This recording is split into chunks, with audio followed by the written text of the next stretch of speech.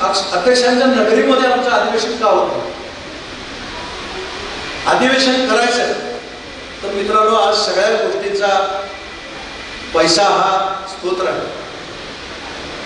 या मध्ये ज्या ज्या लोकांनी मला मदत केली त्या सगळ्यांचा नामोल्लेख करत नाही, पण जाहिरातीसाठी आमची सांगली अर्बन बँक आहे, कर्मवीर गौरव पाटील पतसंस्था आहे, प्रायोजक म्हणून स्वर्गीय रावसाहेब पाटलांची जी आर्यंत उद्योग समूह आहे, दुर्दैवाला जरसा काहीतरी काम लागले म्हणून बेंगलोरला उत्तमांना गेले, त्यामुळे येऊ शकत नाहीत. आपल्या सांगली जिल्हा जैन का दक्षिण भारत जैन सभेचे अध्यक्ष माझे मित्र वालचंद पाटील पण आजारी असल्यामुळे येऊ शकत नाही. त्यांचाही उल्लेख त्यांनी आपल्याला येतो म्हणून मान्य केलं, त्यांनी आपल्याला भरघोस ती देणगी दिली, त्यामुळे आपण हे सगळं उभारू शकतो. त्याचबरोबर जी पुस्तिका तयार होणार आहे त्याचं विमोचन आपल्या याच्यामध्ये आपण उद्या व्यासपीठामध्ये करणार आहे. त्या पुस्तिकेचं विमोचन करण्यासाठी किंवा ते तयार करण्यासाठी अहोरात्र ज्यांनी कष्ट घेतले, महावीर मांगले आणि सिद्धार्थ मांगले यांचा उल्लेख करणं मला इथं गरजेचं वाटते. त्याचबरोबर माझा भाऊ, माझे सर्व बांधव या समाज सांगलीतल्या समाजातील नितीन मांगले उपाध्यक्ष, तो पहिल्यापासून आमच्या खात्याला खांदा लावून काम करतो. मला सांगायला आश्चर्य वाटेल की पूर्वी घरामध्ये एखादा किरकोळ कार्यक्रम असला की ठोक ऑर्डर बाहेर कुठे दिली जायची नाही, आणि घरातले सगळे लोक, 4 भाऊ त्यांचे मित्र मिळून सगळ्यात कुठलाही कार्यक्रम करायचे. ते बारशापासून लग्नापर्यंतचा कार्यक्रम आहे, म्हणजे सिलेंडर आणण्यापासून ते सगळं त्या आचार्याचं सामान आणण्यापर्यंत सगळेजण करायचे. त्यामुळे घरात एकोपा वाढायचा आणि ती एक मनाला शांती मिळायची की घरातल्या सगळ्या लोकांनी केलं. मित्रांनो, असंच काम इथं या सगळ्या माझ्या मित्रांनी केलंय, माझ्या भावाने केलंय, त्यांचा उल्लेख करणं मला गरजेचं आहे. आता मी म्हणतो उपाध्यक्ष माझा नितीन मांगले, माझा भाऊ गॅस सिलेंडरची टाकी काल घेऊन आली होती. इतकी छोटी छोटी कामं, संतोष अनकुद्रे, राहुल गरगट्टे, विजय कासार, आनंद मनकुद्रे या सगळ्यांनी भोजन व्यवस्था, म्हणजे सकाळी 6 वाजता मंडईतून भाजी आणली का समाजाचे 4 पैसे वाचले पाहिजे, ते समाजासाठी उपयोगी आले पाहिजे. त्याचबरोबर किरण मांगले ह्या फ्लेशचं काम त्यांनी सगळं केलं. दुर्दैवानं मला अनेक उल्लेखित करावं होते. सुबोधजी मांगले म्हणून मला मामा, अशा सगळ्या अधिवेशनामध्ये सांगलीतल्या कार्यक्रमामध्ये एक नेहमी त्याच्याकडे काम असायचं की ऑफिस म्हणून तो वर्क सांभाळायचा. दुर्दैवानं कोरोनामध्ये गेला, त्याच्यात आम्हाला दोन्ही वाचत होते, पण तेच काम आमचा महावीर मामा त्याच्यानंतर करतोय, त्याचा आम्हाला आनंद आहे. नवीन पिढीमधला अभिजित रामचंद्रे, मंगेश गरगट्टे, सर्व टीम मेंबर, मार्गदर्शक तर आमचे दगडे सर आणि सुहास काका काटकर कायम छडी घेऊन असतात. अरे काय झालं, या सगळ्यांचा उल्लेख करणं गरजेचं आहे. त्याचबरोबर सचिन मोगडे, सिद्धार्थ मांगले, मनोज आणि दिलीप केबळे या सर्वच लोकांच्या मुळे हा सांगलीतला कासार समाज एक कुटुंब म्हणून उभा आहे, आणि त्यामुळेच हे काम होते. त्याचबरोबर लास्ट सगळ्यांचा उल्लेख करतो, ज्या ज्या वेळेला आम्ही पुरुष मंडळी एखादा कार्यक्रम डिक्लेअर करतो, पण त्याचं नियोजन, त्याचं आयोजन करायचं काम हे आमची सन्मती महिला मंडळ घेतं. या माझ्या सन्मती महिला मंडळाच्या सर्व भगिनी, माझी मिसेस सोडून, या सर्वांचा उल्लेख करणं मला गरजेचं वाटतं. या सर्वांचंही मी स्वागत करतो, आणि हे सांगलीतलं जे कुटुंब म्हणून आम्ही कासार समाज चालवलेला आहे, या सगळ्याचा पाया या सांगलीतले माझी सर्व मित्रमंडळी, माझ्या भगिनी, माझे भाऊ आहेत. असंच सर्वांचं प्रेम आपल्या संस्थेवर राहावं, आपण असंच मोठं काम करत राहूया. पुन्हा एकदा मी या कार्यक्रमासाठी आपण सर्वजण आलात. थोडीशी गैरसोय झालेली असेल, शक्यतो होणार नाही अशी 99% आम्ही रचना केलेली आहे, पण ज्यांची गैरसोय झाली त्याबद्दल दिलगिरी सुद्धा आपल्या वतीनं मागतो. सगळ्यांचं स्वागत करतो. धन्यवाद. सर्वांना जय जयेंद्र. सोमवंशीय क्षत्रिय दिगंबर जैन कासार समाजाची दिगंबर जैन कासार समाज संस्था ही प्रातिनिधिक संस्था. दिगंबर जैन कासार समाजाची एक संस्था असावी असं स्वप्न, असा प्रयत्न समाजाच्या ज्येष्ठ धोरणांनी केलेला होता. या संदर्भात एक 2 मोठी अधिवेशनं 1980 वाशिम येथे आणि पुणे या ठिकाणी सुद्धा केलेला होता.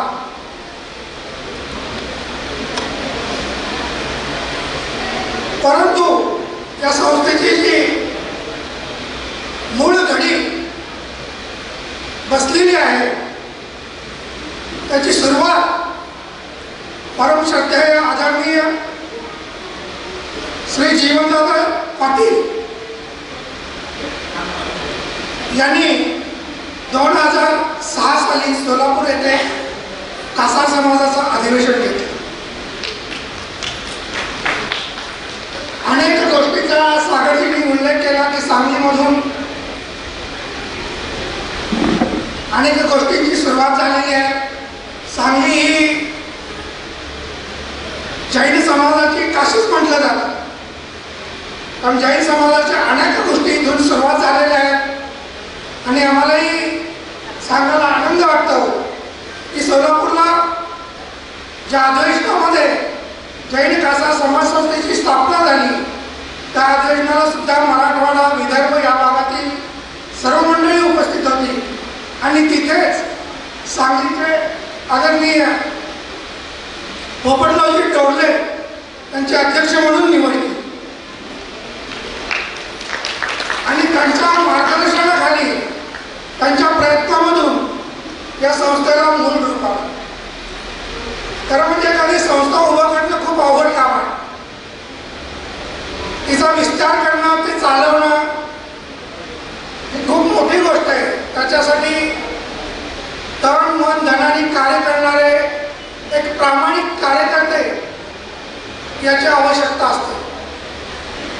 आणि आमच्या संस्थेसाठी जेव्हा पोपटराव टोरले यांच्यावर ही जबाबदारी देण्यात आली, एक अत्यंत तळमळीच्या भावनेतून त्यांनी जवळपास 3 वर्ष या संस्थेच्या कार्यकारिणी उभ्या करण्यासाठी महाराष्ट्रभर एक प्रामाणिक कार्यकर्त्याचा शोध घेण्याचा प्रयत्न केला.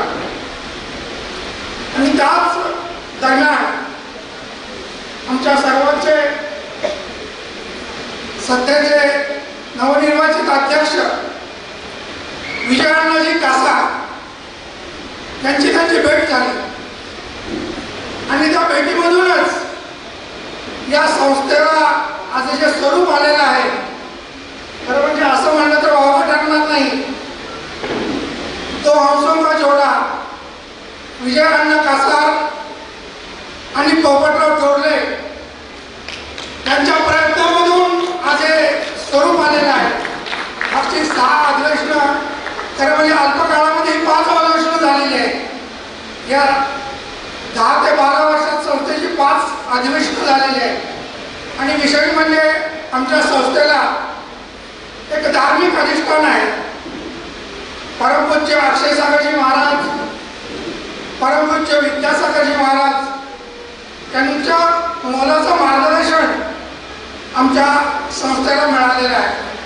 या संस्थेसाठी यापूर्वी जे वाशिम आणि मुंबईला अधिवेशन झालेलं होतं, त्या दरम्यान मुंबईचे स्वर्गीय अनंतरावजी साळवी, कोल्हापूरचे B.A. गरगट्टे, रामचंद्र वनकुत्रे, चंद्रकांत डोरले, आमच्या सोलापूरचे चंद्रनाथ वनकुत्रे, स्वर्गीय चिंतन अचलारे, नांदेडचे बाळकृष्ण लोखंडे, अहमदनगरचे स्वातंत्र्य सेनानी धडाडीचे कार्यकर्ते श्री राजाभाऊ झरकर आदींनी ही संस्था उभी करण्यासाठी यापूर्वी खूप मोलाचं काम केलेलं आहे. आणि त्यांचीच प्रेरणा घेऊन जो मधला काही कालावधी थंड पडलेला होता याला गती मिळत नव्हती आणि याची आवश्यकता, सागरजी जसं म्हणाले, कासार समाज हा आमचा बांगडी आणि भांडी व्यवसाय करणार आहे आणि हा मुख्यत्वे करून ग्रामीण भागामध्ये आहे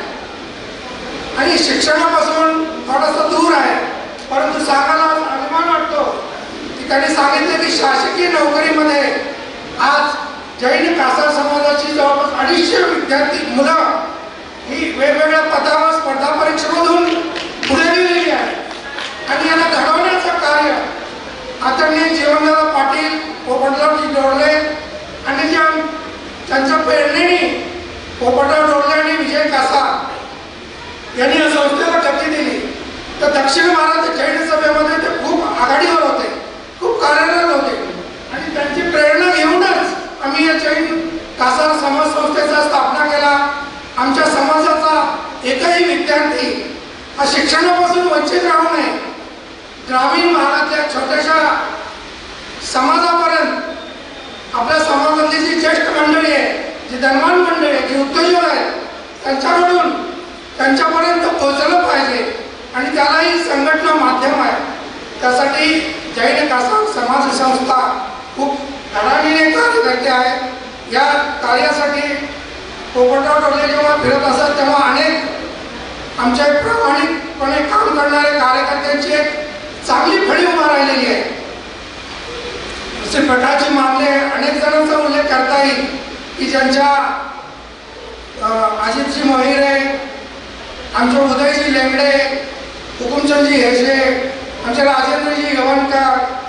जैन कासार समाज हा जैन या ह्याच्यासाठी राहिला पाहिजे आणि जैन कासार समाजासाठी एक व्यासपीठ मिळालं पाहिजे.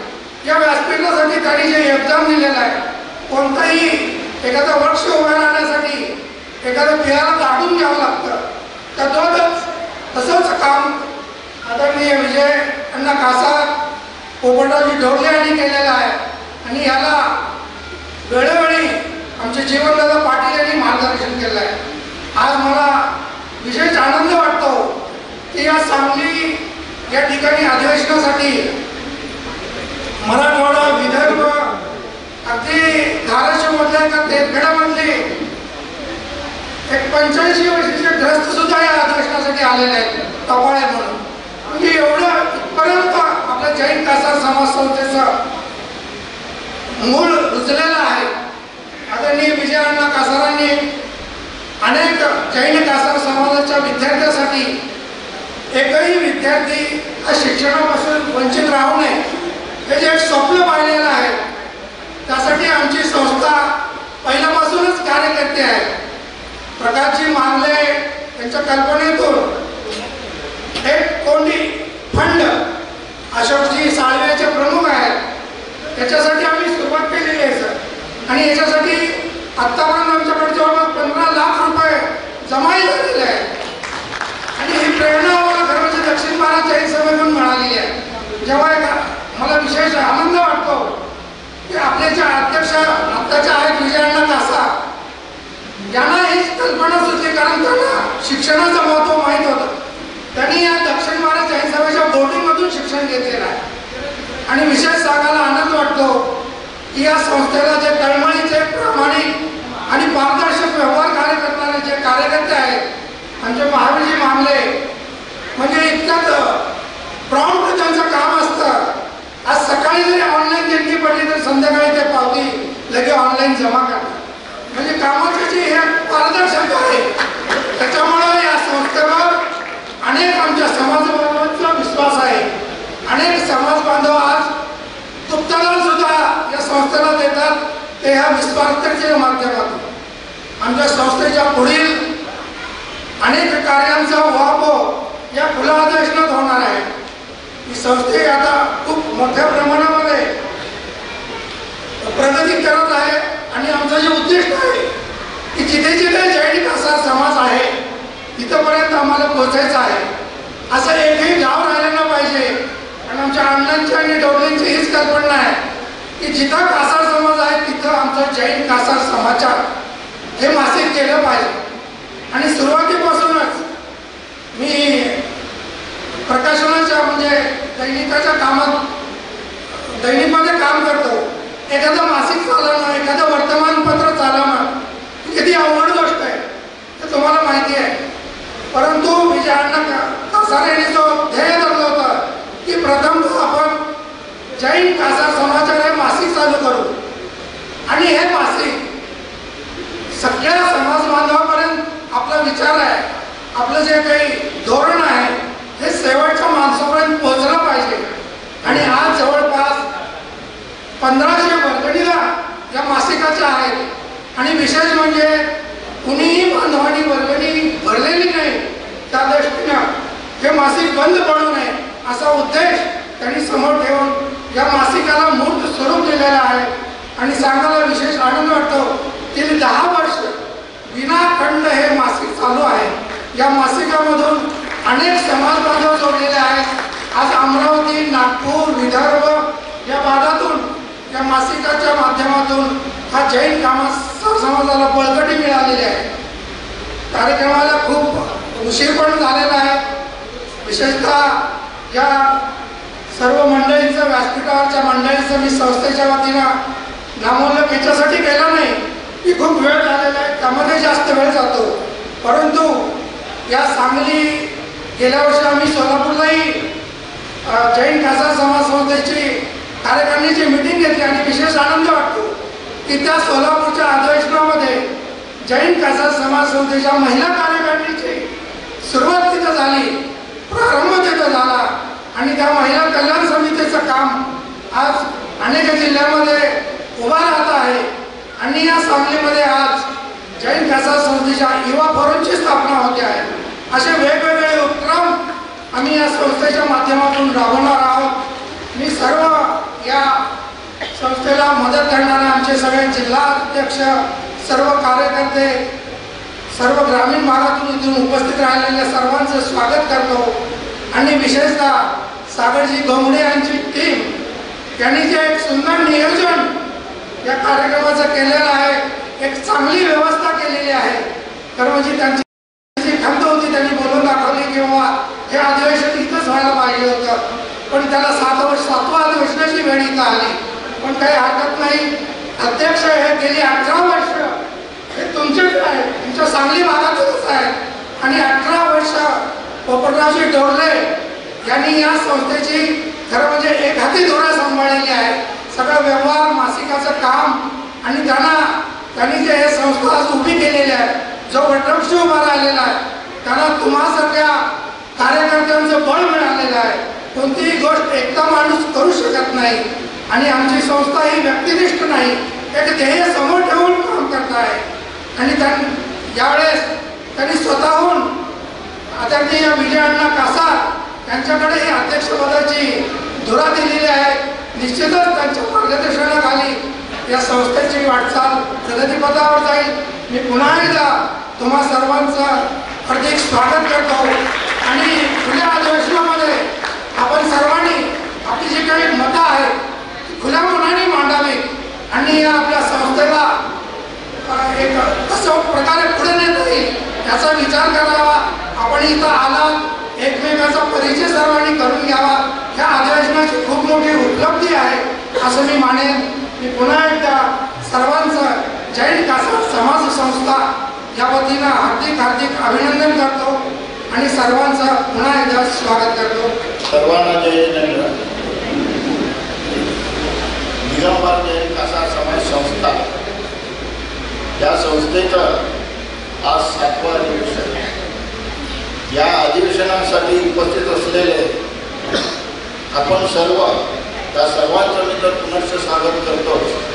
पण या संस्थेच्या अधिवेशनासाठी खास म्हणून उपस्थित असलेले दक्षिण भारत जैन समिती चेअरमन, कर्मोली पतसंस्थेचे चेअरमन, आमची तीर्थंकर एज्युकेशन सोसायटी आहे, त्यात D.Pharm, B.Pharm, M.Pharm आणि PhD इथपर्यंत शिक्षण दिलं जातं आणि इंग्लिश मीडियम स्कूल आहे त्याचेही ते अध्यक्ष आहेत. असे आमचे मित्र रावसाहेब पाटील, ज्यांचे नुकतेच राष्ट्रीय अल्पसंख्याक समितीच्या तज्ज्ञ कमिटीमध्ये निवड झाले, ते आपले D.A. पाटील सर. आमचे मार्गदर्शक जेवण झालं आहे. त्याचप्रमाणे कोल्हापूर विभागाचे चीफ इंजिनियर MSABचे ज्यांची नुकतीच नियुक्ती झाली ते रत्नागिरीला होते. रत्नागिरीवरून त्यांची प्रमोशनवर कोल्हापूरला नियुक्ती झाले ते आमचे स्वप्नील खाटकर, शिक्षणाधिकारी कासार साहेब, माझे सर्व सहकारी सर्वांची नावं घेत नाही, पण त्या समोर बसलेले सोलापूरचे विकास प्रतिष्ठानचे अध्यक्ष हेसे, त्याचप्रमाणे मुंबईच्या जैन शासन मंडळाच्या अध्यक्ष अरुणा मामले, आत्ताच्या दगडेंनी उल्लेख केला ते फूड अँड ड्रग कमिशनचे माजी असिस्टंट कमिशनर विलायजी डोबले. आपण सर्वजण नेहमीच्या अधिवेशनाला येतो, पण या अधिवेशनाला कोल्हापूरची मंडळी भरपूर संख्येने उपस्थित आहे. त्यांचं नेतृत्व करणारे भरतजी रामचंद्रे यांचं आणि त्यांच्या सहकार्याचं मी स्वागत करतो. कोल्हापूर ग्रामीण भागातूनही बरीच मंडळी आलेली आहेत, त्यांचंही मी स्वागत करतो. आमची जी मंडळी आहे त्यांचं काय मी आता परत पुन्हा स्वागत करत नाही. आमचे सर्व सहकारी दिगंबर जैन कासार समाज या संस्थेचं कामकाज मी 2006 पासून पाहू लागलो. मगाशी दुरुतकरांनी उल्लेख केला आहे ते सोलापूरला अधिवेशन झालं होतं 2006 साली. जीवनदादा पाटील यांनी महाराष्ट्र, कर्नाटक आणि आंध्रचा काही भाग या भागातील जैन कासार समाजाला एकत्र करून तिथे अधिवेशन घेतलं. त्याच्यापूर्वी 2 अधिवेशनं झाले होते, त्याचा उल्लेख मगाशी झाला आहे. 1980 साली वाशिमला झाला, 88 साली पुण्याला झाला. त्यावेळेला एक संघटना स्थापनेचा खूप प्रयत्न झाला. आपले धुरंधर लोक होते, त्यांनी खूप प्रयत्न केला, पण त्यावेळेला बळ मिळू शकला नाही. मी माझं भाग्य समजतो की 2006 साली सोलापूरला त्यांनी जीवनदादा पाटील यांनीच माझं नाव सुचवलं अध्यक्षपदासाठी आणि सर्वांनी अनुमोदन दिलं. हे तर माझं भाग्य आहे की अध्यक्ष पद दिगंबर जैन कासार समाजाचा अध्यक्ष म्हणून मला काम करण्याची संधी मिळाली. पण त्याच्यापेक्षा मात्र मोठं भाग्य आहे ते संपूर्ण महाराष्ट्रभर जे मला कार्यकर्ते मिळाले, अनेक प्रामाणिक कार्यकर्त्यांच्यामुळेच आम्ही हे काम करू शकलो. पाटील साहेब जे मागे बसलेले आपले सर्व कार्यकर्ते का पुढे असलेले कार्यकर्ते हे साधे सुधे कार्यकर्ते नाही, ते आमच्या समाजातील एक हिरो आहे, एक हिरो आहे. या कार्यकर्त्यांच्यामुळे मला काम करण्याचा उत्साह आला आणि गेल्या 15 वर्षात मी अनेक उपक्रम यांच्या सहकार्याने सुरू केले.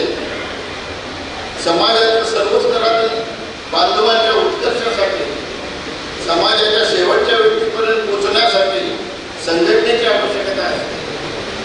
समाजाचे संघटन उभे करणे हे संघटनेतील क्रियाशील कार्यकर्त्यांवर अवलंबून असते.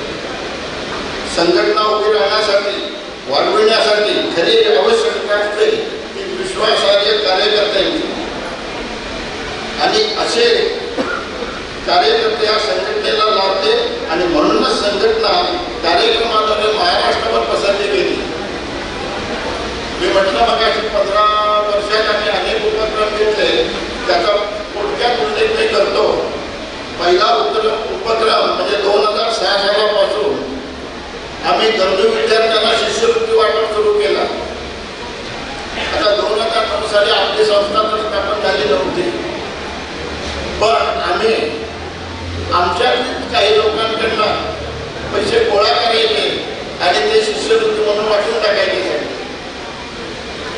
पण त्याच वेळेला आमचे आत्ताचे जे अध्यक्ष आहे विजयाण्णा पाटील, विजयाण्णा कासाय याने दक्षिण भारत जैन समिती, मी त्यावेळेला दक्षिण भारत जैन समितीच्या पदवीधर संघटनेचा चेअरमन होतो.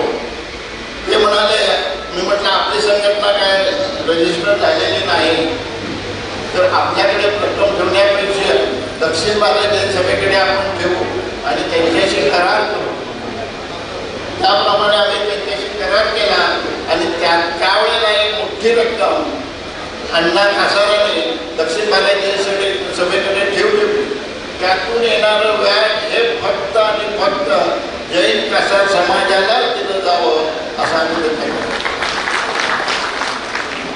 दुसरं जे महत्वाचं काम आहे ते 2014 पासून जैन कासार समाजात मासिक, हे सुद्धा एक अण्णांचं स्वप्न होतं की आपल्याला जर समाजातील प्रत्येक घरापर्यंत पोचायचं असेल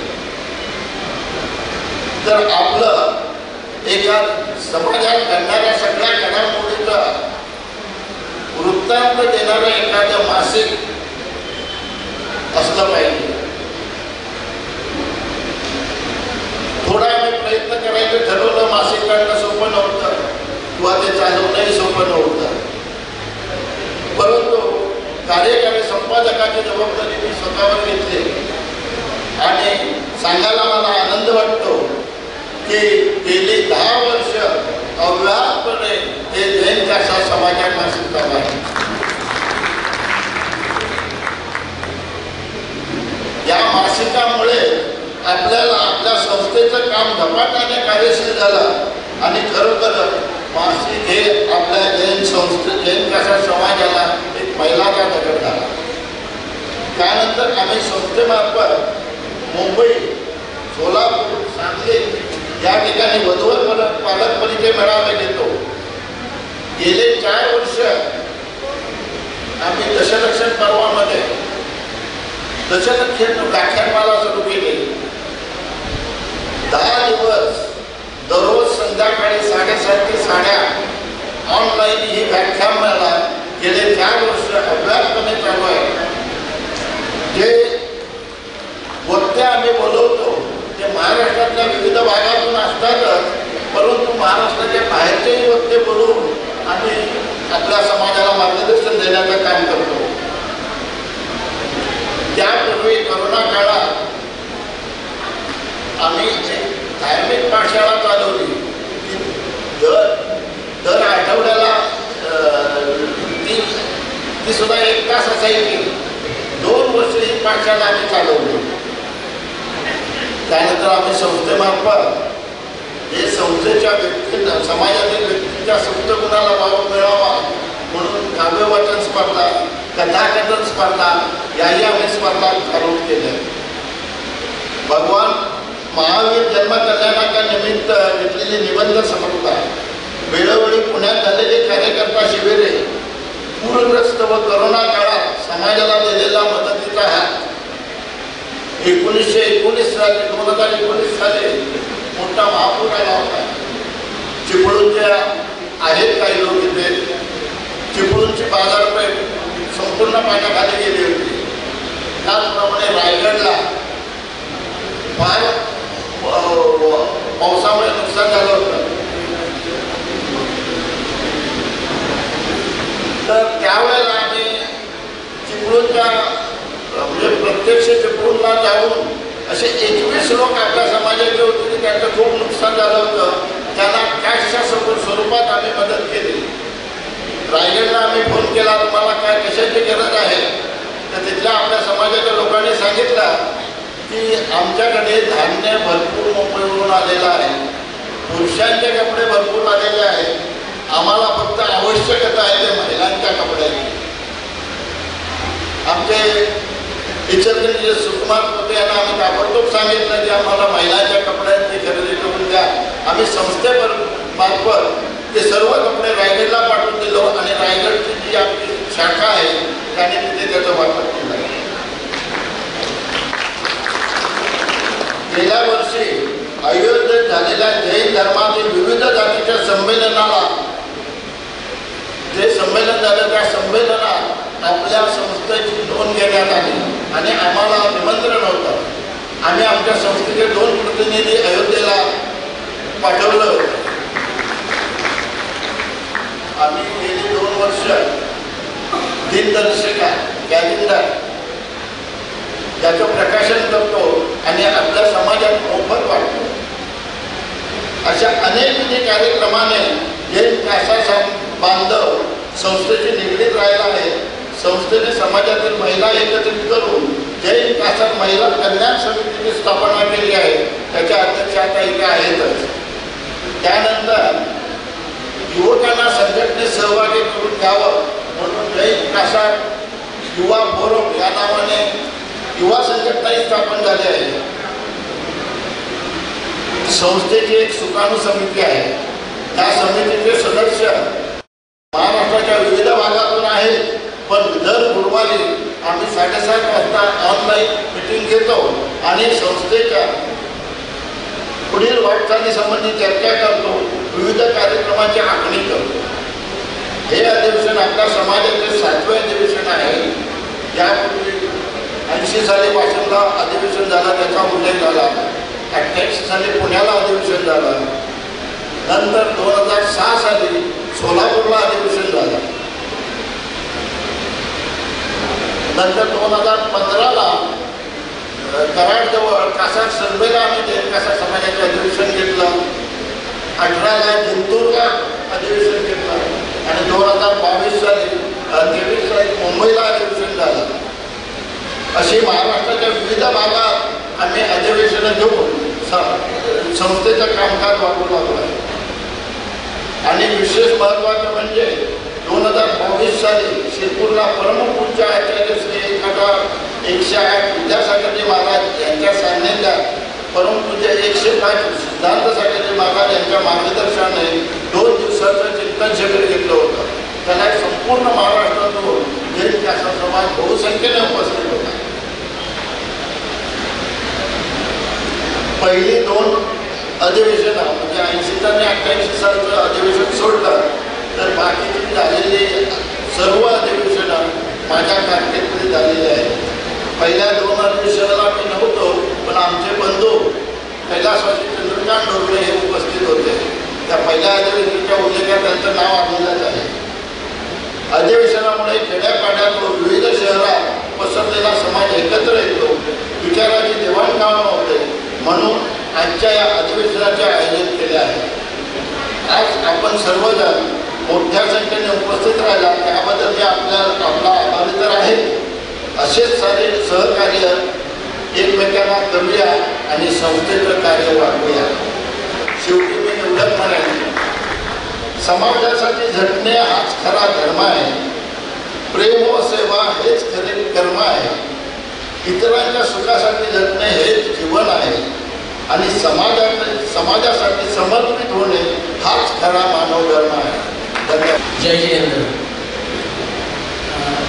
आजच्या या दिगंबर जैन कासा समाजाच्या अधिवेशनासाठी उपस्थित व्यासपीठावरील मान्यवर आणि उपस्थित आपण सर्व बंधू आणि परिपूर्ण. मला वाटते वेळ कमी असेल 5 मिनिटात मनोगत व्यक्त करायचं मला आठवतं मी लहानपणापासून सांगलीतच होतो आणि शिक्षण माझं सगळं सांगलीत झालेलं आहे. तर पूर्वी म्हणजे मी 7-8 वर्षाचा असल्यापासून समाजाचे छोटे छोटे कार्यक्रम व्हायचे. कोजागिरी पौर्णिमेचा कार्यक्रम मला अजून आठवतो होतो. मी लहान असताना संध्याकाळच्या वेळेला कार्यक्रम असायचा आणि कोजागिरी पौर्णिमेचा कार्यक्रम साजरा व्हायचा. तर असे छोटे छोटे कार्यक्रम साजरे करता करता आज आपण दिगंबर जैन कासार समाजाचं अधिवेशन आज सांगलीत घेतोय. त्यानिमित्त मला खरोखर ह्या आपल्या समाजाच्या सगळ्या शिलेदारांचं मनापासून कौतुक करावं असं वाटते आणि ते निश्चितपणाने कौतुकाला पात्र आहे. समाजाच्या हितासाठी झटणारे, ज्यांचं मी जवळून कार्य बघितले असं दगडे सर, डोरले साहेब, त्यानंतर सागरदादा गोवरेजी, हे नेहमी माझे वडील समाजासाठी थोडंफार काम करायचा प्रयत्न करायचे, तर त्यांच्याबरोबर नेहमी असायचे आणि निस्वार्थीपणे समाजाच्या लोकांना चांगले वेगवेगळे उपक्रमाच्या माध्यमातून काही चांगलं त्यांचं करता यावं आणि समाज बांधवांचं एकत्रीकरण व्हावं यासाठी हे सगळे शिलेदार सुरुवातीपासून झटत आहेत आणि समाजाच्या उन्नतीसाठी चांगला प्रयत्न करत आहेत.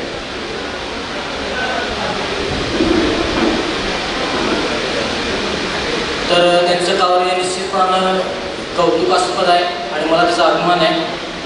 माझे वडीलसुद्धा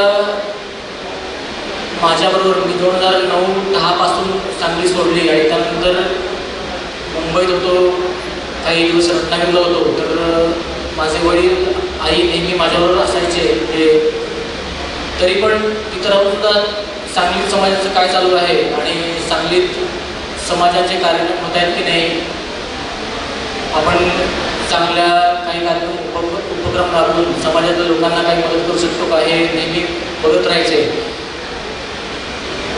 तर खरोखर ह्या सांगली आणि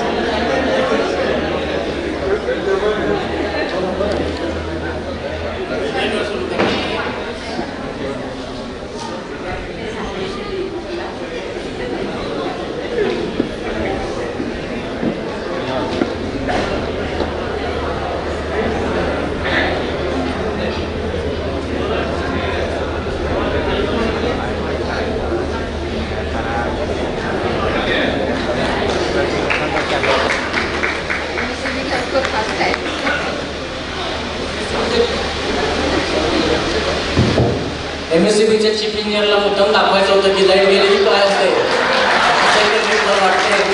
तर आहे त्याची जाणीव आहे, पण शेवटी ही यंत्रणा आहे आणि 24 तास सगळे कर्मचारी आणि अधिकारी त्या तारा हातात घेऊन बसू शकत नाही.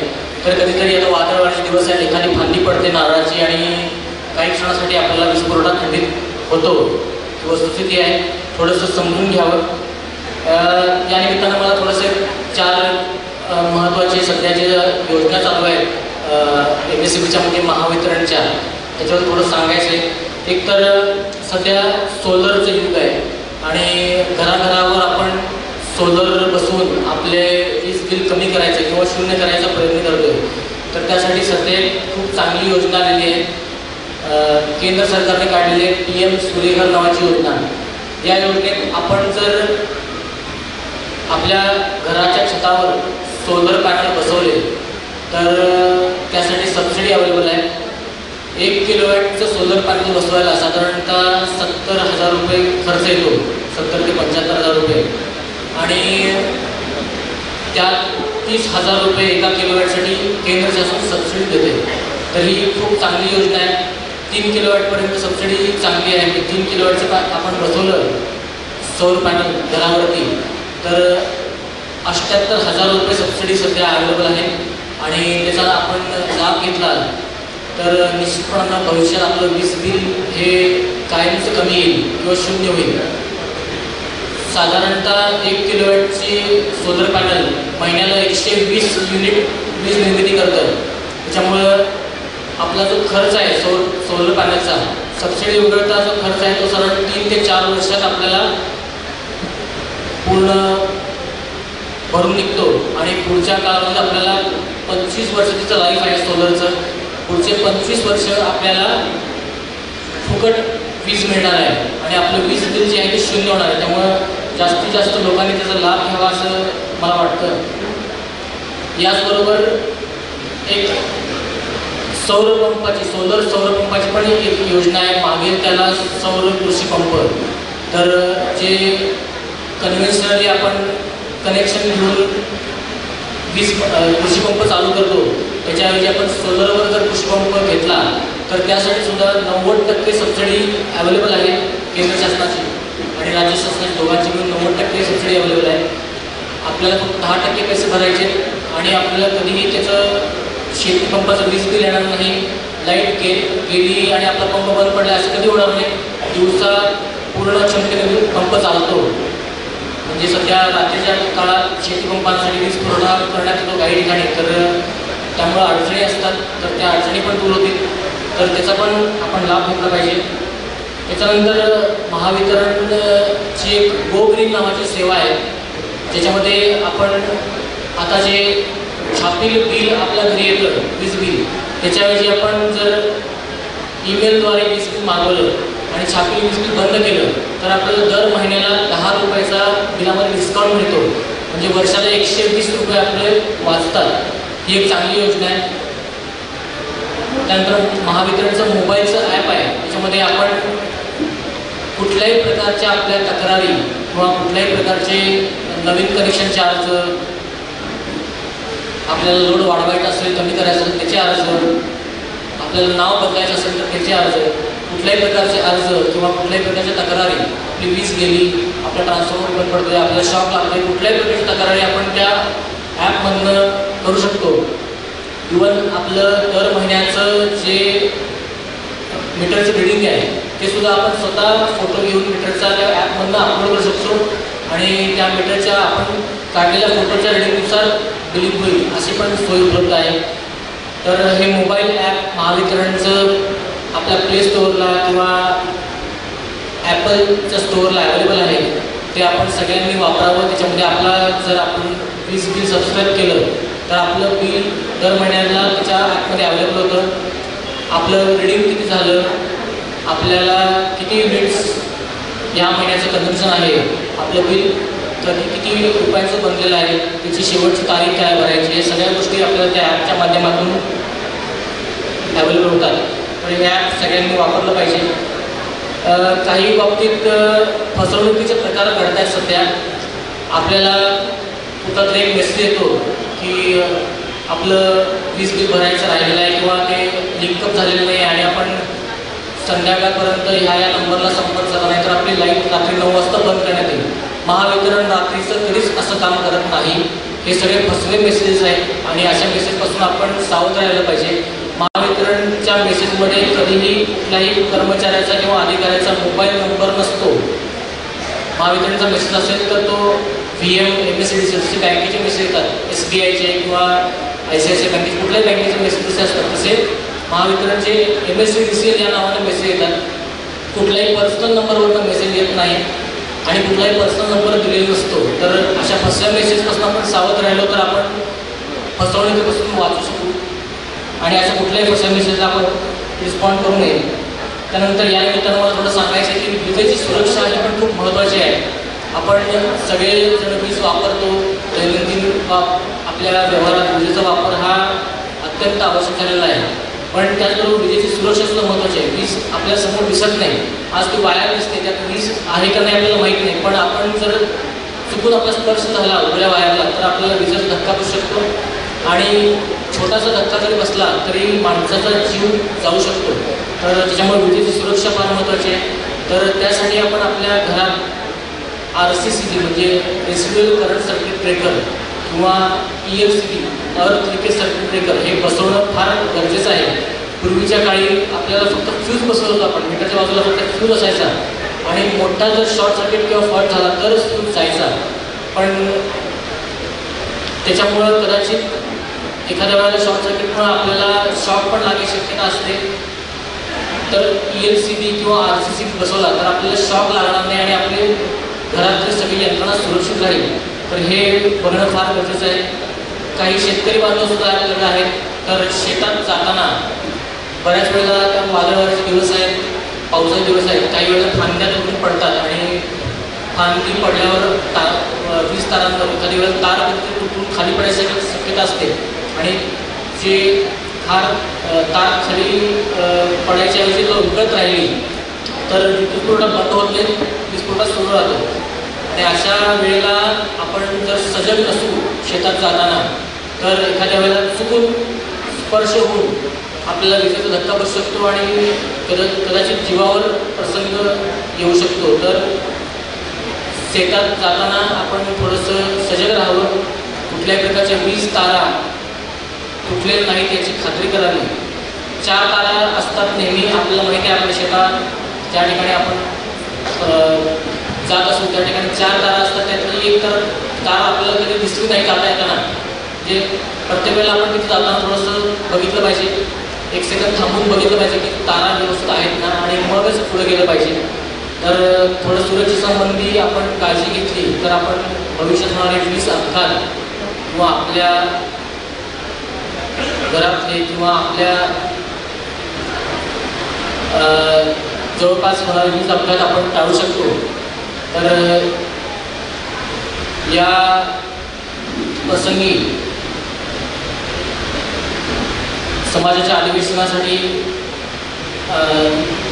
मला निमंत्रित केलं, सन्मानित केलं आणि बोलायची आपल्याशी संधी दिली त्याबद्दल मी आयोजकांचे आभार मानतो.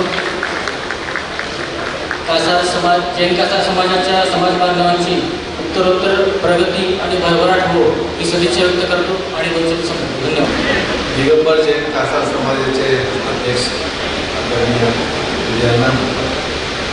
संस्थापक अध्यक्ष पोपट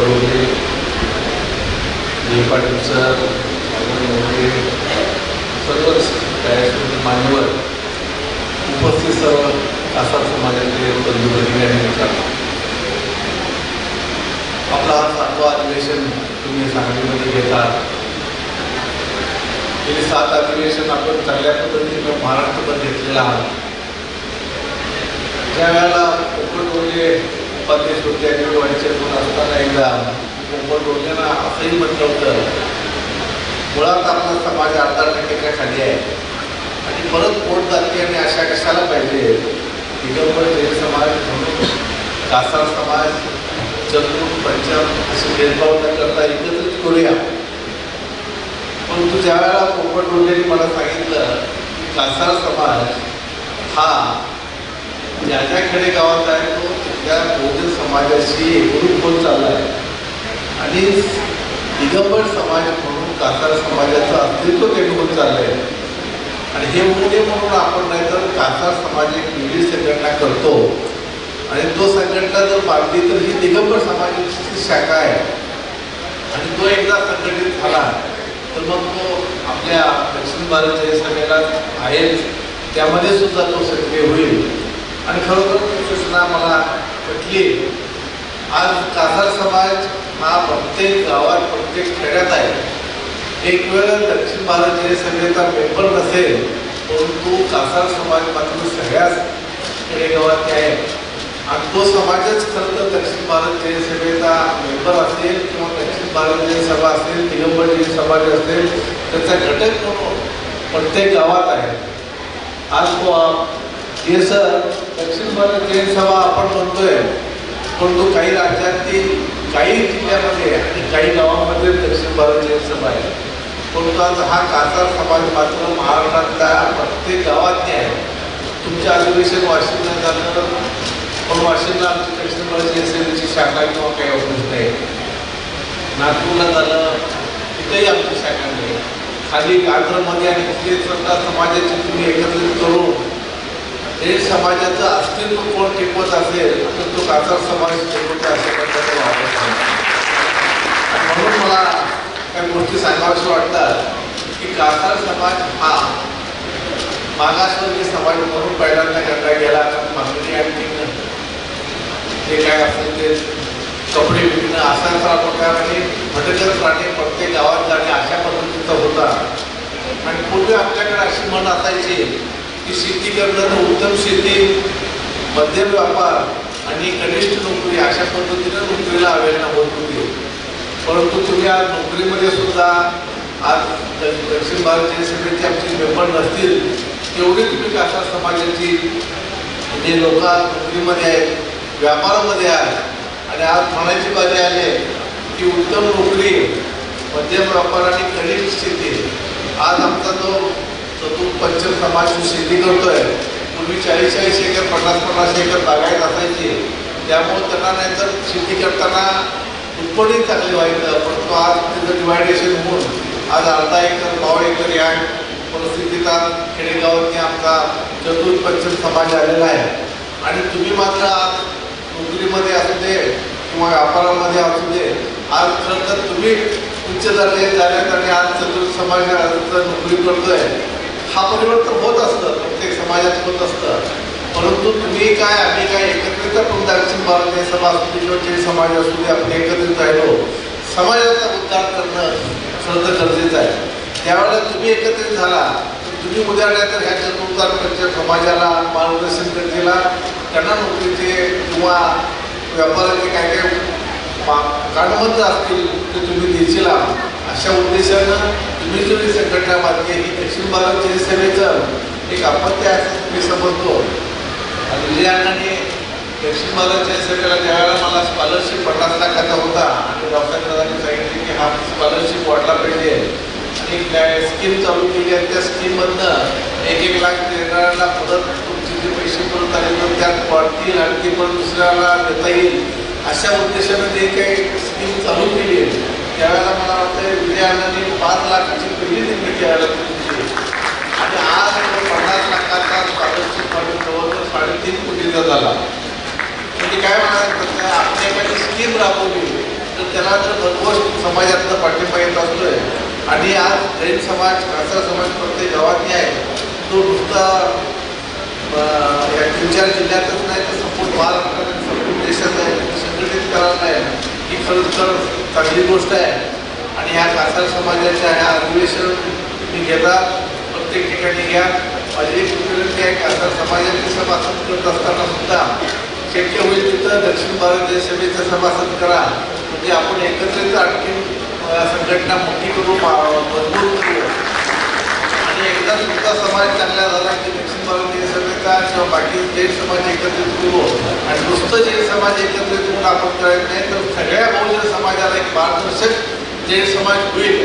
अशा पद्धतीनं तुम्ही आम्ही एकत्र होऊया आणि बहुजन समाजाला शिक्षित करणं, त्यांना नाहीतर व्यवसाय शिकवणं आणि त्यांना त्यामध्ये पारंगत करणं अशा पद्धतीनं सुद्धा आपण ह्या एकत्रित दिगंबर जैन समाज, कासार समाज असते, चतुर्थ पंचम असते, एकत्रित येऊया आणि चांगल्या पद्धतीनं या जसं पारशी समाज ओळखला जातो की तो 7 ते 8 लाख सुद्धा नसावा, पण आज पारशी समाजाचं नाव घेतलं तर प्रत्येकाला एक गुरु भरून येतो. मग तो बहुजन समाज असू दे किंवा अन्य कुठलाही समाज असू दे, तो म्हणतो मी टेल्कोमध्ये सर्व्हिस करतो. म्हणजे पारशी समाजाच्याबद्दल किती प्रेम आहे हे आपल्या देशामध्ये दिसतं. तसंच ह्या जैन समाजाबद्दल सगळ्या बहुजनांना वाटायला पाहिजे की जैन समाजात मी नोकरी करतोय म्हणजे एक चांगल्या ठिकाणी नोकरी करतोय.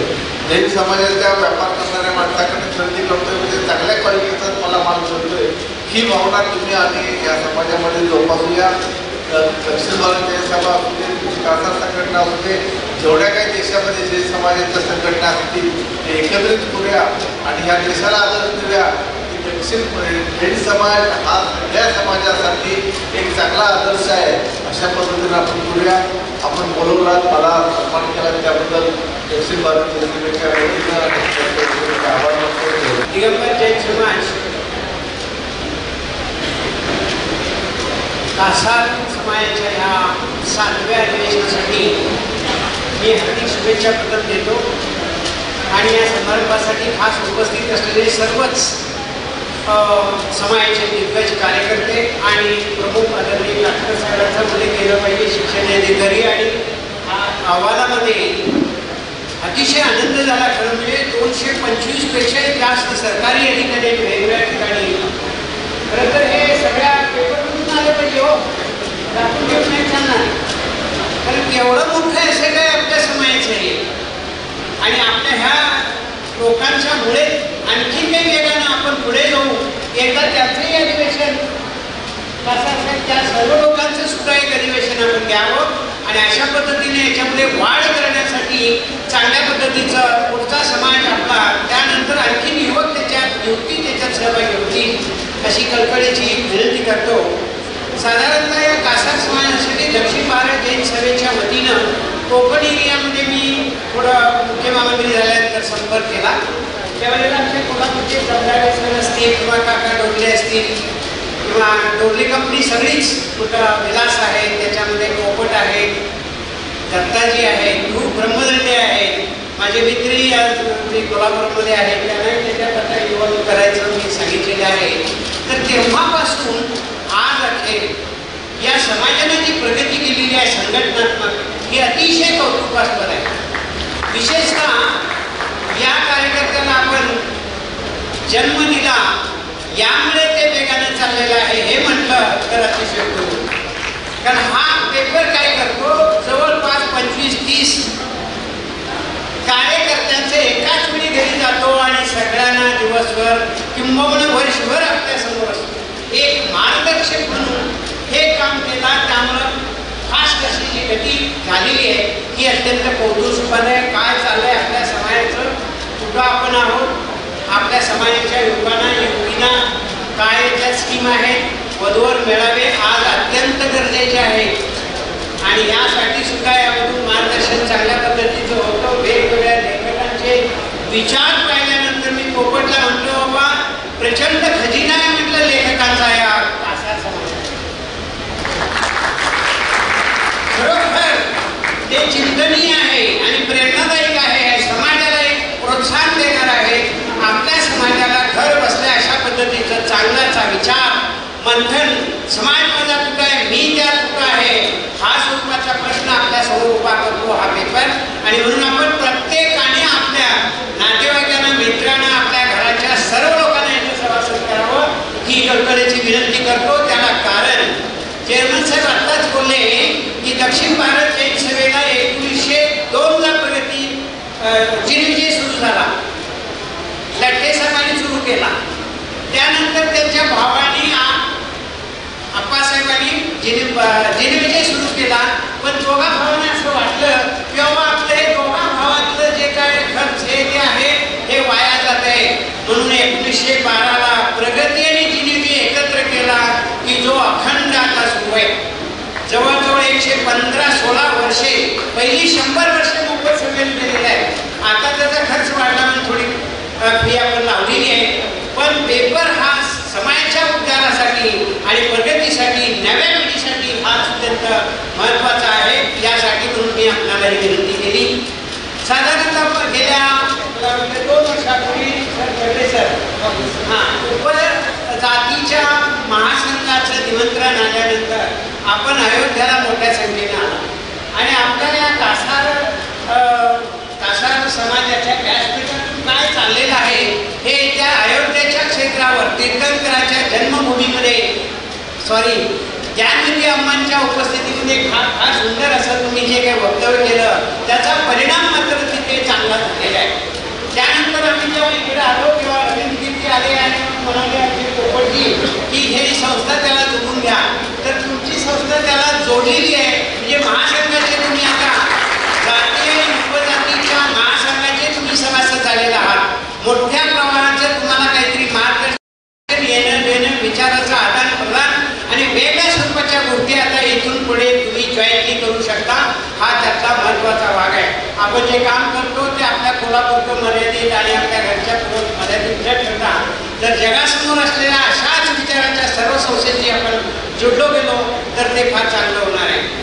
ज्ञाननिधी त्यात उद्देश असा आहे की प्रत्येक उपजातीच्या सर्व लोकांनी आपल्या समाजातल्या सभासदासाठी काम हे केलंच पाहिजे, त्याला जागृत केलं पाहिजे, त्याला सुविधा दिल्या पाहिजे, समाजाची विकास करण्यासाठी म्हणून आवश्यक असलेल्या सगळ्या सुविधा दिल्या पाहिजे.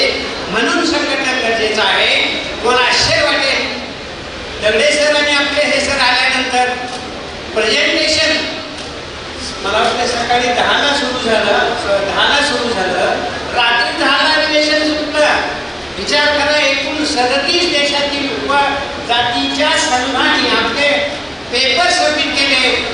कन्सॉलिडेट करून सगळ्यांना आता एक इतिहास लक्षात आला की काय हा सगळा समाज काय करतो उपजातीचा. काही लोक उपजातीचे अधिवेशन कशाला पाहिजे नाही. आज जनगणना करायची आहे. आता जनगणना करायची असेल तर या उपजातीचा फायदा होईल का नाही असं म्हणा. आपल्या त्या केंद्रावरून लोक आपल्या समाजाला घरातल्या सगळ्या येणाऱ्या जनगणनेच्या लोकांना मार्गदर्शन उत्तम रीतीने करतील. योग्य त्याची काय होईल गणती होईल. यासाठी आणि वेगळ्या गोष्टी आहेत त्या सर्वांसाठी तो भाग उपयुक्त ठरणार आहे. त्यानंतर आदरणीय पोपटजींनी साधारणतः अनेक वर्षापासून चाललेल्या कामाचा उल्लेख त्यांनी केला. पहिल्यापासून म्हणजे जमदाडे सर जेव्हा प्रतिनिधी देत आहेत जमदाडे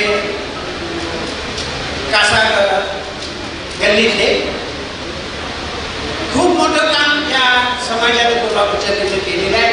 त्याचं एक वेगळं काहीतरी एक मीटिंग घेऊन खरोखर आपण काहीतरी तिथे घडूया. सांगायचं मला हा भाग होता की साधारणतः या सर्व याच्यामधून आपण सतत एकत्र येण्यासाठी एक चांगली योजना घेतलेली आहे. पदाधिकाऱ्यांनी दर आठवड्याला एकत्र ऑनलाईन मीटिंग केलेली आहे. अत्यंत चांगलं आहे. आम्ही आता समन्वय समितीचं जे काम करतो ते ऑनलाईन जागा आणि ऑफलाईन 2 ते 3 महिन्यांनी देशाचे सगळे तिथे विषय असतात. गेल्या 30 ऑगस्टला आपल्या या संस्थेची अजेंड्याला विषय लावलेला होता. पोपटनी सांगितलेला आहे दिलेलं आहे सगळं कागदपत्र वगैरे. परंतु त्यावेळेला योग असताना सम्यक शिकलेची इमर्जन्सी केस लागली. हेरिंग होतं 2 दिवसाचं श्वेतांबरांचं आणि एक दिवस दिगंबरांचं. त्यामुळे दिवसभर आपण त्या समन्वय समितीमध्ये सगळ्या वकिलाशी चर्चा झाली आणि आपणाला समन्वय समितीमध्ये सदस्य करून घेण्याचा विषय आता चेन्नईला जी मीटिंग होईल त्या मीटिंगमध्ये मंजूर होईल आणि तुम्ही पुन्हा समन्वय समितीचे सदस्य होणार. आता ही समन्वय समिती म्हणजे काय. बुजुर्गांनी असं एक म्हणजे बघा देशामध्ये अशोक जैन त्यांचं एक फार मोठं वजन या देशाच्या समाजावर केंद्र शासनावर सुद्धा वजन होतं. पण जैन समाजाच्या अनेक ज्या काही समस्या आहेत त्या समस्येतील एक समस्या घडली की अशोक कुमार जैनना हेरामध्ये पकडून त्यात विषय संपू टाकला. त्यामुळे त्यांनी अगोदरच 10 वर्षे असं लक्षात आलं त्यांच्या की माझ्यामुळे काय थांबू नये म्हणून त्यांनी समन्वय समिती तयार केली. देशातल्या सर्व सामाजिक संस्थांचं एक फेडरेशन म्हणजे समन्वय समिती. त्याच्यामध्ये आता 3 संस्था आलेल्या आहेत. पुढच्या मीटिंगला आणि 3 दिवस येतील. म्हणजे देशातल्या सर्व सामाजिक संस्थेचं एक फेडरेशन जर झालं आणि त्याच्या माध्यमातून जर आपल्या सर्वांनी मिळून देशाचे आणि परदेशातील असलेल्या लोकांची सुद्धा आपण संपर्क करून. कारण अनेक लोक असे आहेत की या समाजाशी निगडीत आहेत. मी एकच उदाहरण सांगतो. लठ्ठे साहेब आपल्याला माहिती आहे महाराष्ट्राचे पहिले अर्थमंत्री. त्यांची 3री पिढी भरत लठ्ठे यांनी लठ्ठे फाउंडेशन काढलेलं आहे आणि त्याला सेंद्रिय शेती विथ गोपालन आणि अधिकारी निर्माण करण्याची जी काही सिस्टीम आहे त्या सिस्टीमचा शुभारंभ 3 वर्षापासून सुरू ठेवलेला आहे. फक्त आपल्या लठ्ठे परिवाराच्या पैशातून. त्यांना एवढं काय वाटतं बाबा सगळे अगदी दिग्गज आहेत मग आम्ही या समाजाचं कल्याण करावं असं का वाटतं असं आपल्याला वाटलं पाहिजे असं माझं म्हणणं आहे. या देशातले शेतकरी शेती खराब होत निघालेली आहे. शेतीला विशिष्ट प्रकारचं रासायनिक दिलं जातं आणि जीवाणू संपतात. त्यामधून आपल्या शरीराला जे खातो ते शरीर बाद होतं आणि मग अनेक समस्या निर्माण होतात. तर अशा भूमिका प्रत्येकाच्या असाव्या. माझ्याबरोबर शेजाऱ्याबरोबर सर्वांचं कल्याण कसं होईल या स्वरूपाच्या ज्या चिंतनाच्या गोष्टी आहेत त्या आपल्यासमोर सतत याव्यात अशी एक विनंती. आणि म्हणून पुढच्या आणि 2-3 महिन्यांनी कदाचित तुमचे प्रतिनिधी दिल्लीच्या मीटिंगला निश्चित येतील असं. म्हणजे अयोध्याबरोबर तुम्ही आपल्या दिल्लीच्या मोठ्या अशा प्रवाहात काय आहे आपल्याला कळतं की मी केलेलं फार चांगलं माझं काम झालंय पण समुद्रात गेल्यानंतर नदीमध्ये आले काय अशा स्वरूपामध्ये हे आपलं व्हावं. एक संघटनेला चांगलं असं जाळं तयार झालंय.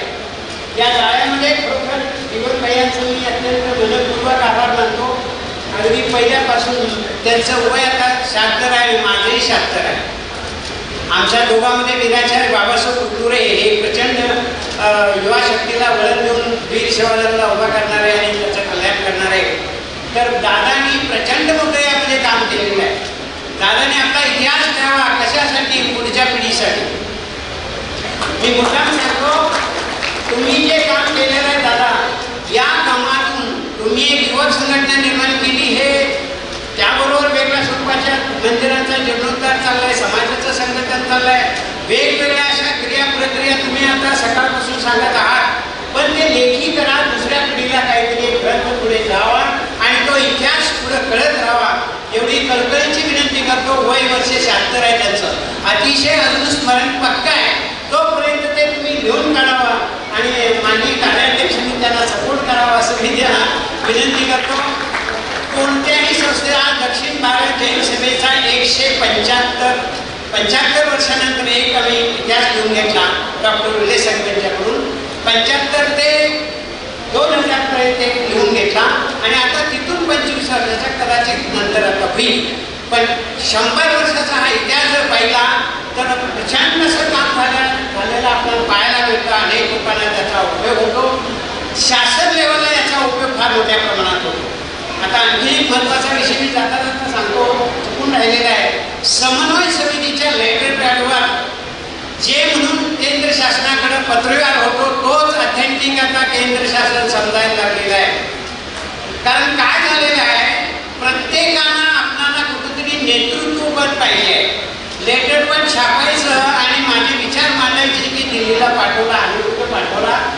केंद्र शासनाचं काय व्हायला आहे, जमलिंग व्हायला आहे. कुणाला काय उत्तर द्यायचे, म्हणून त्यांनी गेल्या जवळजवळ 6 महिन्यापासून असं ठरवलं आहे की ऑथेंटिक ज्या संस्थेनं आतापर्यंत काम केले त्या संस्थेचंच ते गृहीत धरणार आहे.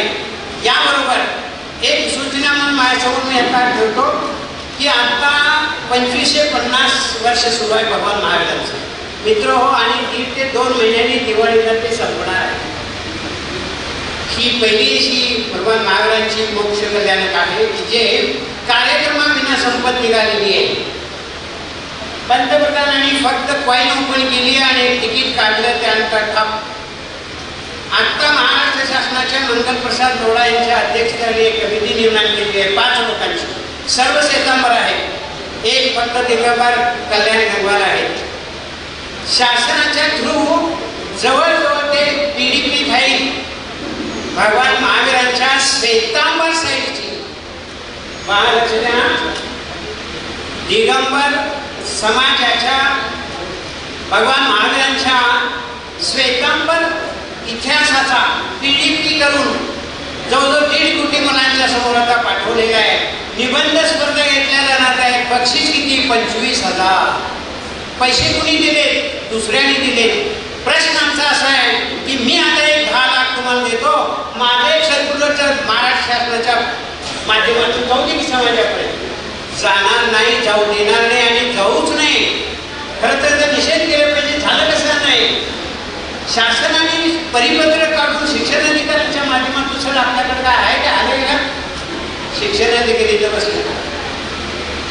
एका समाज भगवान महावीरांच्या चरित्रावर का कोणत्याही अशी समाजामध्ये असलेल्या गोष्टीला घेऊन आतापर्यंत इथं आलोय आणि हे नवीनच आता हे जे आलेलं आहे याला आपला समाजाला अलर्ट केलं पाहिजे, आपल्या मुलांना अलर्ट केलं पाहिजे.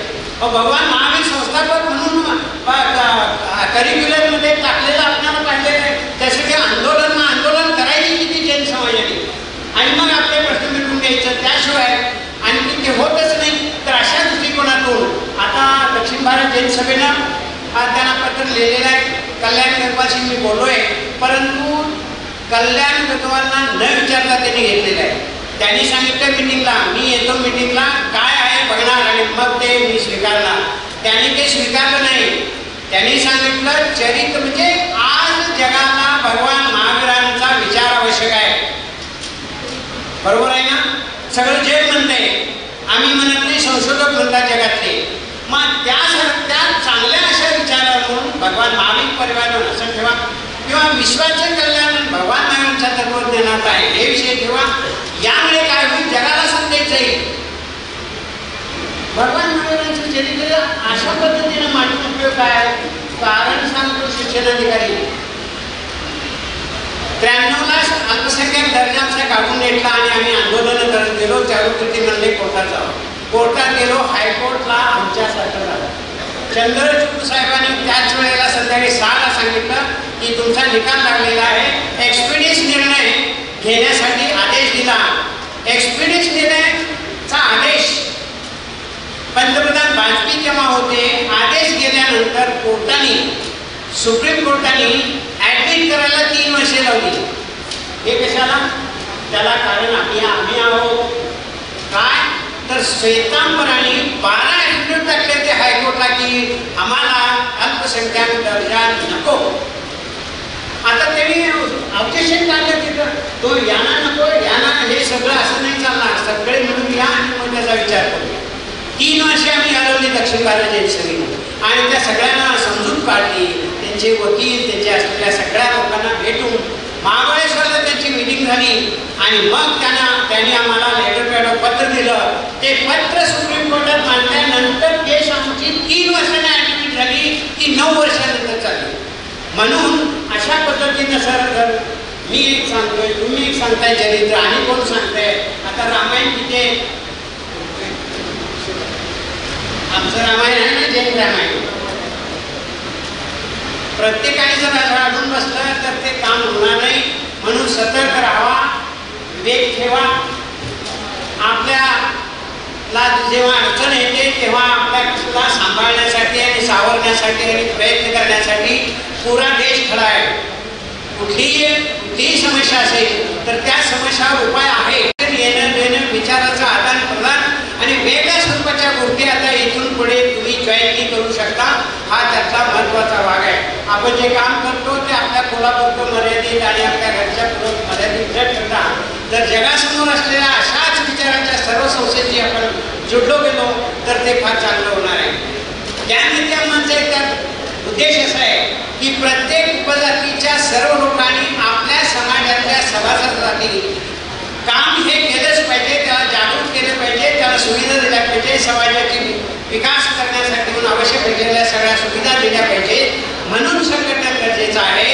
मला आश्चर्य वाटेल, दगडे सर आणि आपले हे सर आल्यानंतर प्रेझेंटेशन मला वाटतं सकाळी 10ला सुरू झालं, रात्री 10ला अधिवेशन सुटलं. विचार करा, एकूण 37 देशातील उपजातीच्या संघाने आपले पेपर सबमिट केले आणि ते कन्सॉलिडेट करून सगळ्यांना आता एक इतिहास लक्षात आला की काय हा सगळा समाज काय करतो उपजातीचा. काही लोक उपजातीचे अधिवेशन कशाला पाहिजे नाही. आज जनगणना करायची आहे. आता जनगणना करायची असेल तर या उपजातीचा फायदा होईल का नाही असं म्हणा. आपल्या त्या केंद्रावरून लोक आपल्या समाजाला घरातल्या सगळ्या येणाऱ्या जनगणनेच्या लोकांना मार्गदर्शन उत्तम रीतीने करतील. योग्य त्याची काय होईल, गणती होईल. यासाठी आणि वेगळ्या गोष्टी आहेत, त्या सर्वांसाठी तो भाग उपयुक्त ठरणार आहे. त्यानंतर आदरणीय पोपटजींनी साधारणतः अनेक वर्षापासून चाललेल्या कामाचा उल्लेख त्यांनी केला. पहिल्यापासून जे जमदाडे सर जेव्हा प्रतिनिधी देत आहेत, जमदाडे कासार गल्लीतले खूप मोठं काम या समाजाने कोल्हापूरच्या तिथे केलेलं आहे.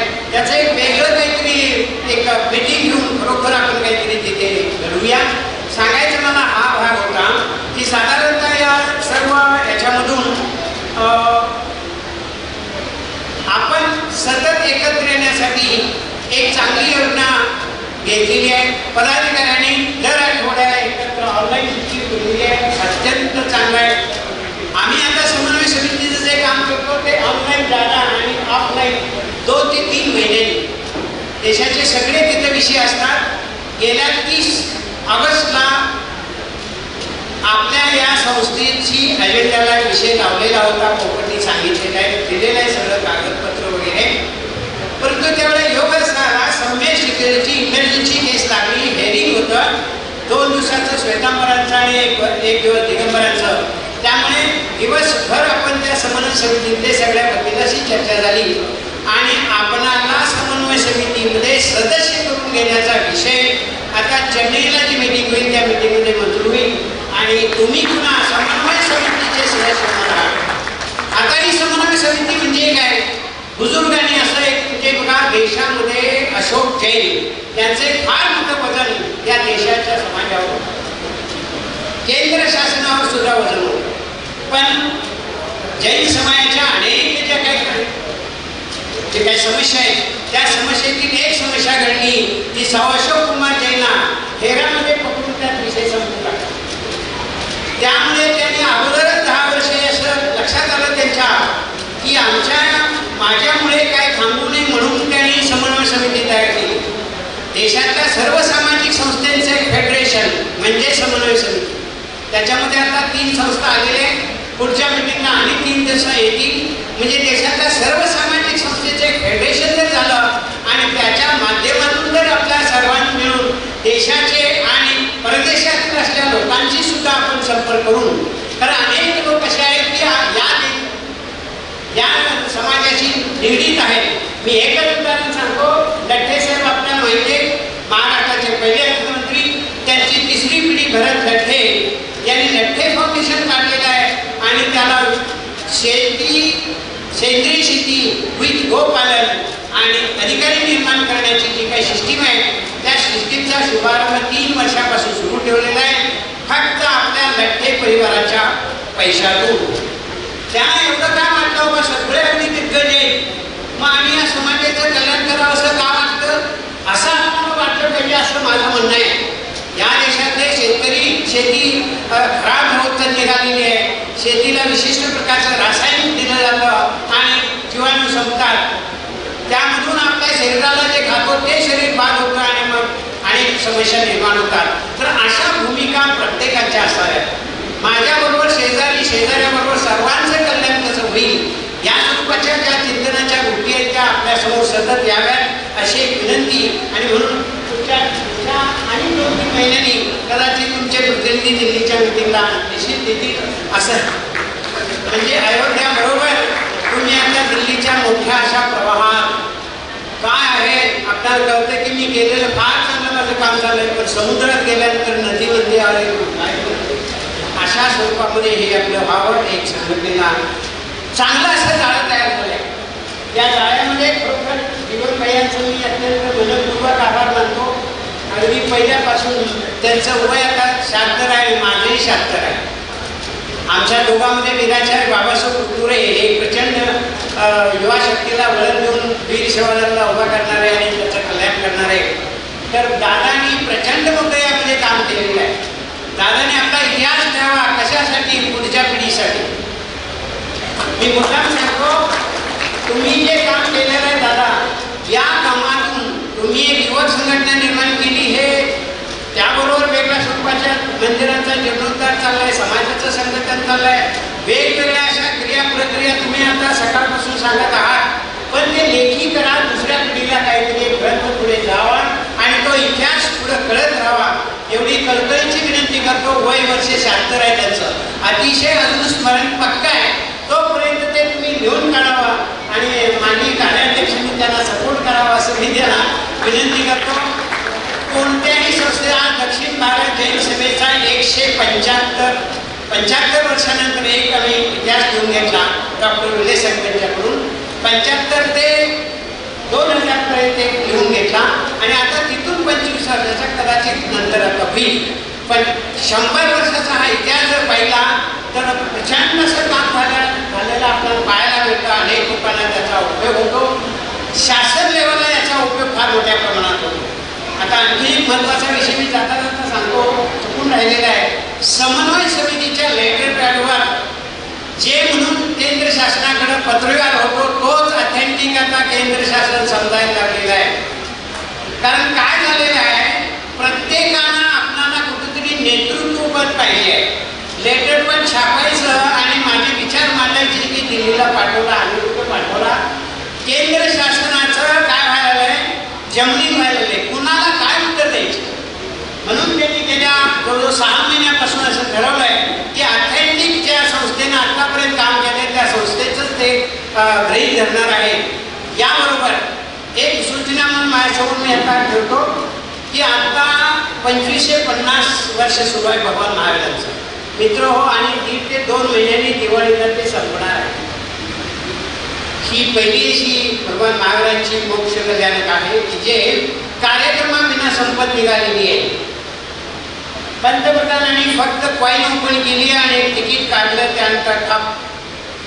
आता महाराष्ट्र शासनाच्या मंगलप्रसाद लोढा यांच्या अध्यक्षतेखाली एक कमिटी निर्माण केली आहे 5 लोकांची. सर्व श्वेतांबर आहेत, एक फक्त दिगंबर कल्याण गंगवाल आहेत. शासनाच्या थ्रू जवळजवळ ते PDP फाईल भगवान महावीरांच्या श्वेतांबर साहिबची महाराष्ट्राच्या दिगंबर समाजाच्या भगवान महावीरांच्या श्वेतांबर इतिहासाचा PDP करून जवळजवळ 1.5 कोटी मुलांच्या समोर आता पाठवलेला आहे. निबंध स्पर्धा घेतल्या जाणार आहे. बक्षीस किती? 25,000. पैसे कुणी दिले? दुसऱ्याने दिले. प्रश्न आमचा असा आहे की मी आता एक 10 लाख तुम्हाला देतो, माझे सर्क्युलर महाराष्ट्र शासनाच्या माध्यमातून जाऊ दे की समाजापर्यंत. जाणार नाही, जाऊ देणार नाही आणि जाऊच नाही. खरं तर जर निषेध केला पाहिजे. झालं कसं नाही, शासनाने परिपत्रक काढून शिक्षण अधिकाऱ्यांच्या माध्यमातून सर आपल्याकडे काय आहे का आलं का? शिक्षण अधिकारी इथं बसले. एका समाज भगवान महावीरांच्या चरित्रावर का कोणत्याही अशी समाजामध्ये असलेल्या गोष्टीला घेऊन आतापर्यंत इथं आलोय.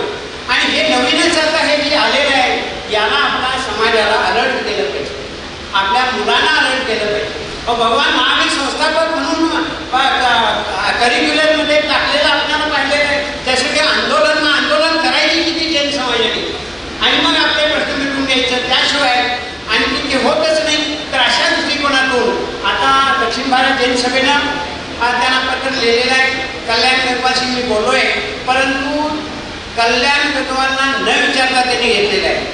त्यांनी सांगितलं मिटिंगला मी येतो, मिटिंगला काय आहे बघणार आणि मग ते मी स्वीकारणार. त्यांनी ते स्वीकारलं नाही. त्यांनी सांगितलं चरित्र म्हणजे आज जगाला भगवान महावीरांचा विचार आवश्यक आहे. बरोबर आहे ना? सगळं जग म्हणतंय, आम्ही म्हणत नाही, संशोधक म्हणतात जगातले.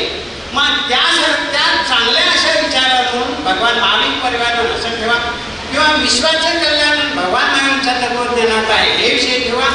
यामुळे काय होईल, जगाला संदेश जाईल. भगवान महावीरांचं चरित्र अशा पद्धतीने मांडून उपयोग काय?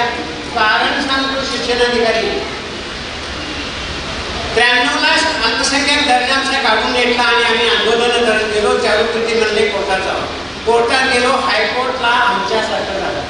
चंद्रचूड साहेबांनी त्याच वेळेला संध्याकाळी 6ला सांगितलं की तुमचा निकाल लागलेला आहे.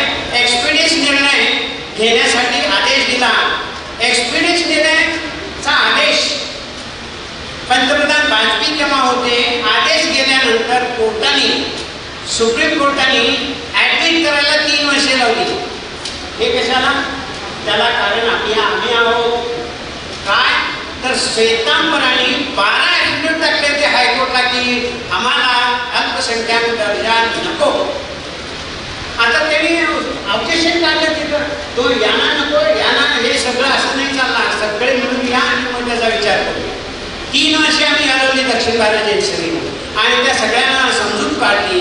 त्यांचे वकील, त्यांच्या असलेल्या सगळ्या लोकांना भेटून महाबळेश्वरला त्यांची मिटिंग झाली आणि मग त्यांनी आम्हाला लेटर पॅड पत्र दिलं. ते पत्र सुप्रीम कोर्टात मांडल्यानंतर केस आमची 3 वर्षांनी ॲडमिट झाली, ती 9 वर्षानंतर चालली. म्हणून अशा पद्धतीनं सर मी एक सांगतोय, तुम्ही एक सांगताय चरित्र आणि कोण सांगताय. आता रामायण तिथे आमचं रामायण आहे ना, जैन रामायण. प्रत्येकाने जर राखून बसलं तर ते काम होणार नाही. म्हणून सतर्क राहावा, विवेक ठेवा. आपल्याला जेव्हा अडचण येते तेव्हा आपल्याला सांभाळण्यासाठी आणि सावरण्यासाठी आणि प्रयत्न करण्यासाठी पुरा देश खडा आहे. कुठलीही समस्या असेल तर त्या समस्यावर उपाय आहे हे गृहीत करून आपलं हे कामकाज करा. जरूर तुमच्या पाठीशी दक्षिण भारत जैन सभा तर पूर्वीपासून आहे. की का? ही एकमेव देशातली अशी संस्था आहे की ज्या संस्थेचे पदाधिकारी, सदस्य आणि कार्यकारिणी सदस्य सर्व जाती उपजातीचे लोक याच्यात आहेत. पोपट टोरले साक्षीला सगळे टोरले फॅमिली साक्षीत आहे आणि ब्रह्मनदी आहेत सगळे. तुम्ही इतिहास बघा आमचा वाचून, त्याच्यात सगळे कासार समाजाचे सगळे उल्लेख त्याच्यात आहेत.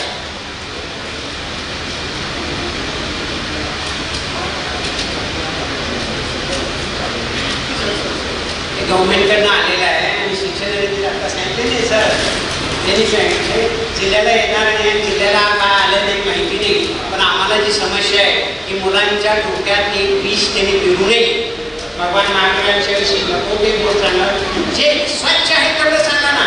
भगवान महावीरांच्या तत्वज्ञानावर बोला तुम्ही, विमान स्पर्धा घ्या, काय वाटतं ते करा, चरित्रावर बोलू नका, एवढंच ते आमचे महामंत्री कोकणचे सांगितले. धन्यवाद सर्वांना. जय हिंद. हॅलो, जय हिंद. आजचा जो आपला समाजाला 7वाचं अधिवेशन आहे त्यासाठी इतके लोक आलेले आहेत, इतक्या उत्साहाने काम करतात, हे बघून म्हणजे आम्हाला जे काही आम्ही सुरुवात जे काही केलं त्याच्यातून स्वतःला अभिमान वाटतो आणि आनंद वाटतो. आता हे मासिक सुरू होऊन 12-13 वर्ष झाले आहेत. मासिक सुरू करण्यामागचे उद्देश आहे, एक असे सुभाषित आहे, खिचवलं कमान होतो न तलवार निकालो, जब तो पण न मुकाबील आहे तो अखबार निकाल. आणि ह्याच तत्वानं आम्ही हे मासिक सुरुवात केली आणि याला इतका चांगला प्रतिसाद सर्व समाजाने दिला आणि मासिकामुळे आपला सर्व समाज बांधव एकत्र आला. समाज बांधव एकत्र आला, त्याच्यातून सर्व समाजाला विविध असे आनंद कामं होत आहेत आणि झालेले आहेत. आता या कार्यक्रम यशस्वी होण्यासाठी किंवा ही संस्थेची इतकी यशस्वी वाटचाल होण्यासाठी ज्या अनेक लोकांनी सहभाग केलेला आहे मी त्यांची इथे काही नावं घेऊन काही आभार मानू शकत नाही. पण पहिला मी सगळ्यांचा सर्व समाजाचा आभार मानतो की पहिल्यांदा तुम्ही मला इथं अध्यक्ष म्हणून नेमलं. ॲक्च्युली पोपटरावांनी या संस्थेसाठी खूप काम केलेलं आहे आणि ते मासिक सुरू करण्यापासून आतापर्यंत आहे. त्या सर्व कामामुळं आज आपला समाज एकत्र आलेला आहे. आता यामध्ये या मासिकामध्ये आम्ही आमच्या परीनं आर्थिक खारीचा वाटा उचलून त्याला ज्यावेळी अवघड परिस्थितीत धरायला मदत केली. आता आजचं जर म्हटलं या आपल्या इतक्या सगळ्या समाज बांधवांनी आपल्यापर्यंत उत्स्फूर्तपणे जे ध्यान दिलं आणि त्यामुळे एवढं समाजाला सर्व उपयोगी कामं करता येतील, मुलांच्या शिक्षणासाठी सोयी करता येईल, हे बघून खूप आनंद वाटला आणि याचा नक्कीच समाजाला फायदा होणार. आतापर्यंत जसं समाजातल्या लोकांनी वेगवेगळ्या उपक्रमाला प्रतिसाद दिला तसंच याच्यापुढं सुद्धा जे काही नवीन आपण उपक्रम करू. आता आपण मासिक सुरू केल्यापासून पहिला एक महिला समिती बनवली, दुसरी आपण प्रत्येक जिल्हावार कमिटी बनवली, तिसरा आपण आपल्या जिल्हावार कमिटीबरोबर जिल्हावार कमिटी बनवली. आपण नंतर जिल्हावार मासिक निर्मिती सुरू केली. जिल्हावार मासिक निर्मिती केल्यामुळे काय झालं की प्रत्येक विभागातील लोकांचा सहभाग वाढला. आणखी त्याच्यामध्ये त्यांना कॉन्ट्रीब्यूट करायला संधी मिळाली आणि याच्यातून आपल्याला पुढच्या पिढीसाठीचं नेतृत्व तयार होणार आहे आणि पुढची पिढीचं नेतृत्वासाठी पुढची पिढी निर्माण करणं हे सगळ्यात मोठं असतं. तुम्ही स्वतः किती पुढे गेला तरी तुम्ही मागची पिढी जर निर्माण केली नाही तर तुमचं यश हे मर्यादित यश होतं. आता हे जे आपण केलं आहे त्याच्यासाठी आपण आता यूथ फोरम सुरू केलेलं आहे आणि यूथ फोरममध्ये सुद्धा आपल्या जी नवीन पिढी जी आहे त्याला भरपूर शिकलेली आहे ती सुद्धा एकत्र येणार आहे, एकत्र येते, एकत्र आलेली आहे आणि ती आपल्या समाजाला मार्गदर्शन पण करेल आणि समाज पुढे घेऊन जायला मदत पण करेल. आता हे जे तुम्ही सर्वजण इथं आला आहात आणि तुम्ही ज्या पद्धतीनं उत्साहानं काम करतात त्याबद्दल मी सर्वांचं परत आभार मानतो. आता हे जे आपले वेगवेगळे उपक्रम आहेत विशेषतः आपण प्रदूषण करामध्ये 10 दिवस लेक्चर ठेवतो. आता ह्या लेक्चर जे आहे मी प्रत्येक लेक्चर अगदी मनपूर्वक ऐकतो.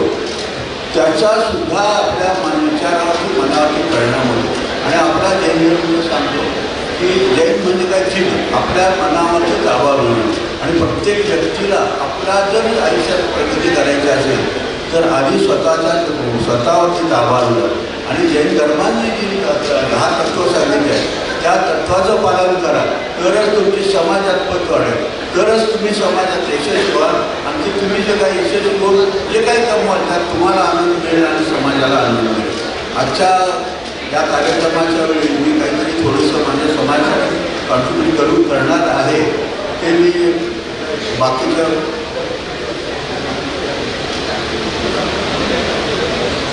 आता ते दुपारच्या सेशनमध्ये त्याबद्दल दगडे सर अनाउन्समेंट करतील आणि तुम्ही मला जे काही 10 वर्ष मदत केली किंवा सहकार्य केलं हे असंच करत चला आणि आपण आपला सर्व समाज हा अत्युच्च स्तरावर द्यायला मदत करा एवढं म्हणून तुमची रजा केलं.